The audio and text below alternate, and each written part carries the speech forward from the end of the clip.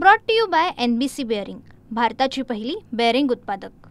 सोलापुरातील साखर सहसंचालकांच्या कार्यालयामध्ये शेतकरी संघटनेने जो आहे तो घेराव घातलेला आहे। येथील प्रादेशिक साखर सहसंचालक जे आहेत त्यांच्या कार्यालयात या सुनील शिरापूरकर यांना जो आहे तो घेराव घातलेला आपल्याला पाहायला मिळते। सर्व थकीत ऊस बिल ज्यांची थकलेले आहेत असे सर्व शेतकरी असतील, त्याचबरोबर रयत क्रांती शेतकरी संघटनेच्या वतीने या ठिकाणी हा घेराव जो आहे तो या अधिकाऱ्यांना घातलेला आहे। ज्या कारखान्याने बिल थकवलेले आहेत त्यांच्यावरती कारवाई करावी अशी मागणी जी आहे या ठिकाणी या सर्व पदाधिकाऱ्यांकडून होत्याने आपण पाहतोय। आक्रमक झालेले आहेत सर्व पदाधिकारी आणि अधिकाऱ्यांना धारेवर देखील त्यांनी धरलेला आपल्याला पाहायला मिळते। आपण पाहतोय सर्व संघटनेचे पदाधिकारी या ठिकाणी आहेत आणि आक्रमक भूमिका त्यांनी घेतलेली आहे। पाहतोय जोरदार घमासान जो आहे तो या ठिकाणी सुरू असल्याचं पाहायला मिळतोय। त्यांच्याशी बोलण्याचं काय नक्की प्रकार आहे, तुम्ही घेराव घातलाय अधिकाऱ्यांना काय? आज या ठिकाणी साखर सहसंचालक कार्यालय सोलापूरला आहे। आज सोलापूर जिल्ह्यामध्ये कोट्यवधी रुपये कारखानदारांनी बी दिले नाहीत। आज दुसरा सीझन चालू पुढल्या महिन्यामध्ये आज जवळजवळ 100 ते 150 कोटी रुपये दिले नाहीत। कायदा काय सांगतोय? 1966 चा ऊस गेल्यानंतर 15 दिवसात जर संबंधित कारखानदारांनी शेतकरी बिल नाही दिले तर 15% व्याजाने पैसे जमा करणे बंधनकारक आहे। त्यासाठी त्यांच्यावर कारवाई करण्यासाठी आराज करण्यासाठी ऑफिस आहे। परंतु हे सगळे हरामखोर अधिकारी आहेत, हे सगळे कारखानदारांना मिळताना 2-2 लाख पगार कशासाठी ऑफिस आम्हाला कळलं नाही। आज सांगतो मला गोकुळ शुगरच्या कारखान्यात बिल दिले नाहीत म्हणून एका शेतकऱ्याने आत्महत्या केली। साहेब आम्ही आता तीच करू काय? तुमच्या समोर तुम्ही किती आत्महत्या करणार शेतकऱ्याला जिल्ह्यामध्ये? तुमच्या गरज काय काय काम गरज काय आम्हाला इथं?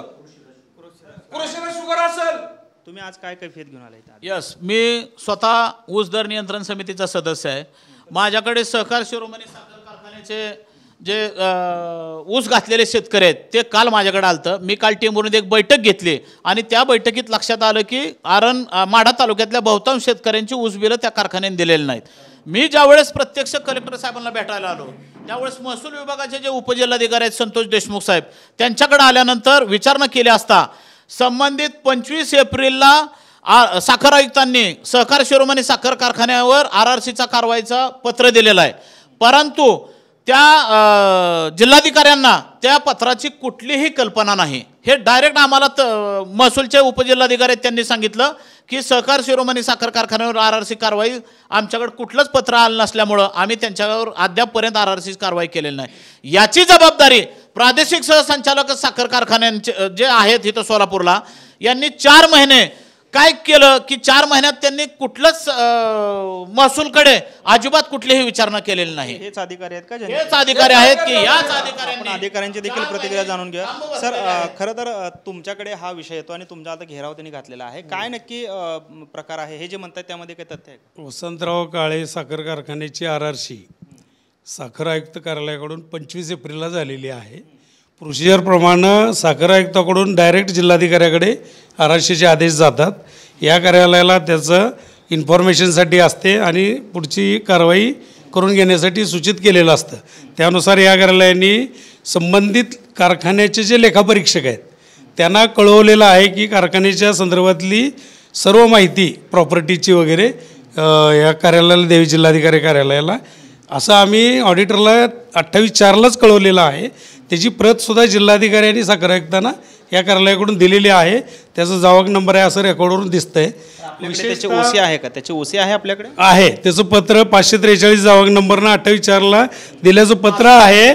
आणि ज्यावेळी हे वैयक्तिकरित्या बोलायचं म्हटलं तर 25/4, 28/4 या कालावधीत हे पत्रव्यवहार झालेला आहे, रेकॉर्डवरून दिसतंय। पण त्या कालावधीत या पदावर मी नव्हतो। मी आल्यानंतर जेवढे RRC आहेत झालेले ह्या कारखान्यासंदर्भात माझ्याकडे विषय नाही आला, परंतु जे कारखान्यांची RRC झालेली आहे त्या संदर्भात जे कारवाया कलेक्टर ऑफिसला होणं आवश्यक आहे या संदर्भात मी स्वतः वैयक्तिक पाठपुरावा केला आहे। देशमुख साहेबांसोबत बैठका झाल्या। उपजिल्हाधिकारी गोकुळ आणि जयहिंद या 2 कारखान्याच्या संदर्भात बैठका झाल्या। त्यानंतर त्याची सिलिंगची कारवाई झाली कारखान्याची मालमत्ता। नंतर मातोश्री कारखान्याच्या पेमेंटच्या संदर्भात असेच 150 ते 200 शेतकरी माझ्या कार्यालयात आले होते साधारण 10 ते 15 दिवसापूर्वी।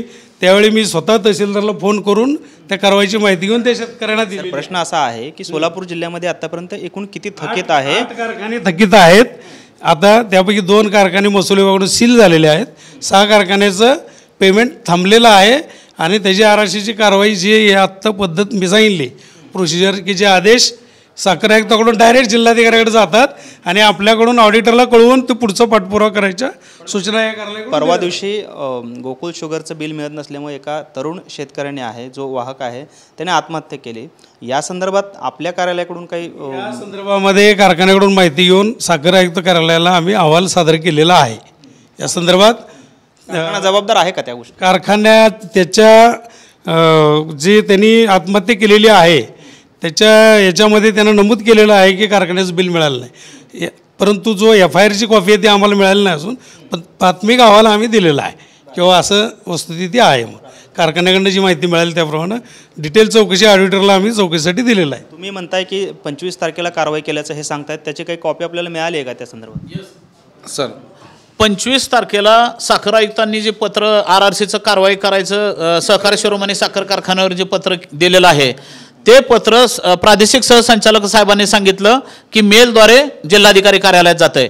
अद्यापर्यंत 25 एप्रिल ते 19 ऑगस्ट म्हणजे आज 18 ऑगस्ट आहे, 18 ऑगस्टपर्यंत अद्यापर्यंत जिल्हाधिकारी कार्यालयाला सहकार शिरोमणी साखर कारखान्यावर RRC कारवाई करावी या बाबतीत कुठलाही पत्रव्यवहार तिथं दिसून आला नाही. नेता कोणी मोठे मंत्री कोणी ह्यामध्ये हस्तक्षेप करतात का? काय असणार आहेत, 100% असणार आहेत. कल्याणराव काळे हे माजी सध्याचे उपमुख्यमंत्री आहेत, अजितदादा पवार साहेब यांचे ते समर्थक आहेत आणि काल शेतकऱ्यांनी स्वतः सांगितलेलं आहे की त्यांचं नाव सांगून आज कितीतरी वेळा त्यांना कारखाना स्थळावरून बाहेर हाकलून लावलेलं आहे. मग शेतकऱ्यांची अशी अवस्था आहे की या सगळ्या गोष्टीला राजकीय वरदहस्त आज आम्हाला दिसून येतोय. तुम्ही देखील सत्तेमध्ये आहात, काय भूमिका असणार आहे? मी सत्तेमध्ये नाही, मी ऊस दर नियंत्रण समितीचा स्वतः सदस्य आहे. माझी भूमिका काय की मी शेतकरी प्रतिनिधी म्हणून मी तिथं काम करतोय. प्रत्येक शेतकऱ्याला ऊस कारखान्याचं ऊस बिल वेळेत मिळालं पाहिजे या मताशी मी ठाम आहे. आणि ज्या कारखान्यांना RRC कारवाई करून सुद्धा जर हे कारखाने ऊस बिल देत नसतील त्यासाठीच मी राज्याचे मुख्य सचिवांच्या अध्यक्षतेखाली 22 जुलैला जी मीटिंग झाली त्या मीटिंगमध्ये मी आवर्जून सांगितलेलं आहे की RRC कारवाई एखाद्या साखर कारखान्यावर जर झाली तर विनाविलंब 45 दिवसात ती RRC कारवाई पूर्ण करण्यात यावी. ही भूमिका मी तिथं अग्रक्रमाने मांडलेली आहे आणि त्या अनुषंगाने शासन सध्या त्या दृष्टीने विचार सुद्धा करत आहे. आपण पाहतोय खरं तर हे सर्व शेतकरी संघटना आणि शेतकरी सुद्धा आहेत आणि आक्रमक झालेले आहेत. त्यांच्या मागण्या आहेत आणि त्या मागण्यांसाठी आता त्यांनी अधिकाऱ्यांना जो आहे तो या ठिकाणी घेराव घातलेला पाहायला मिळतोय. काय तुमची समस्या? मला बोलायचं आहे काय माहीत आहे का, त्या शेतकऱ्याने जी आत्महत्या केली त्याला कारखान्यावर दंड बसून त्याला किती पैसे भेटतील, त्याला किती पैसे देईल कारखाना? कृषीराज बोशाचा जे कारखाना आहे 2.5 वर्ष झाली माझा ऊस गेलेला आहे, अजून बिल भेटलेलं नाही. कोण चालवतं हे कारखाना आणि कोणाशी संबंधित आहे? गणेश पाटील, राजाबापू पाटील यांचा तो मुलगा आहे गणेश पाटील. बोशे बिल मिळलेलंच नाही, उडवा उडवीचे उत्तर देते तिथं नाही. महिन्यानी या 15 दिवसांनी या खोटे चेक दिलेत, सगळं चेक बाउन्स झाला. 2 दिवसात देतो, 3 दिवसात देतो. 2.5 वर्ष झाले. तुम्ही विचार करा, आम्हाला जी ती बिल देतील आता आम्ही वाद घालून आम्ही भांडण तंटा करून जी बिल देतील ना ते आम्हाला आता व्याजासाठी जाणार आहेत. ती बिल व्याजाने पैसे काढून आम्ही दवाखान्याला खर्च केलेला आहे, ती व्याजाला जाणार आहेत आमचे. पाहतोय खरं तर अनेक समस्या ज्या आहेत या शेतकऱ्यांच्या आहेत आणि खरं तर वेगवेगळ्या व्यथा ज्या आहेत त्या सर्व शेतकऱ्यांच्या आपल्याला पाहायला मिळतात. त्यामुळेच हे सर्व शेतकरी जे आहेत ते आक्रमक झालेले आपल्याला पाहायला मिळतात आणि आपल्या मागण्यांसाठी आपल्या हक्काच्या ऊस बिल ज्या थकीत आहेत त्याच्यासाठी हे सर्व शेतकरी असतील त्याचबरोबर वाहतूकदार जे आहेत त्या ठिकाणी आज या प्रादेशिक सहसंचालकांच्या कार्यालयामध्ये दाखल झाले आपल्याला पाहायला मिळतात. कॅमेरामन विनोद हुनाबादकरसह Sagar Suravase, TV9 Marathi, Solapur. Brought to you by NBC bearing, भारताची पहिली बेअरिंग उत्पादक.